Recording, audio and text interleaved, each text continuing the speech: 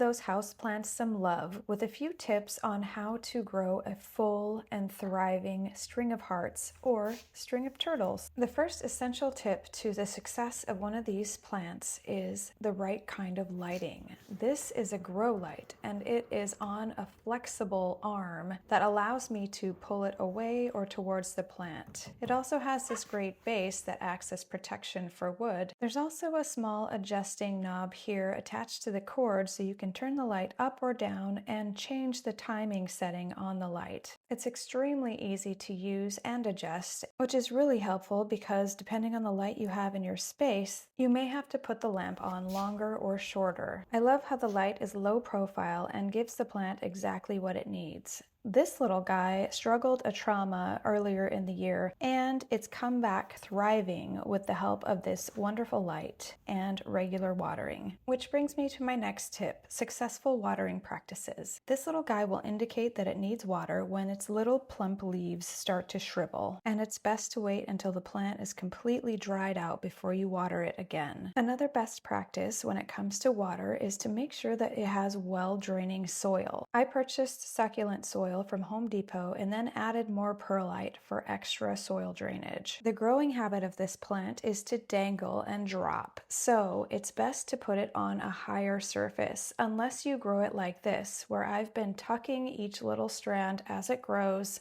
behind a leaf adjacent to it. You can see that I'm just using one finger to gently tuck it behind the leaf, and this is important because if you grab the tendrils and try to tuck them that way, they're very sensitive and end up dying off on the tips. This practice takes patience because they don't always want to go behind the other leaves. And so if they do this, just let them go and do their own thing and wait until they're long enough to tuck behind. This little plant has truly thrived under the 12 hours of grow light that it gets. And that might seem like a lot, but it's doing so well that I'm not going to turn it down. Don't forget to subscribe and tell me your best string of hearts tip in the comments.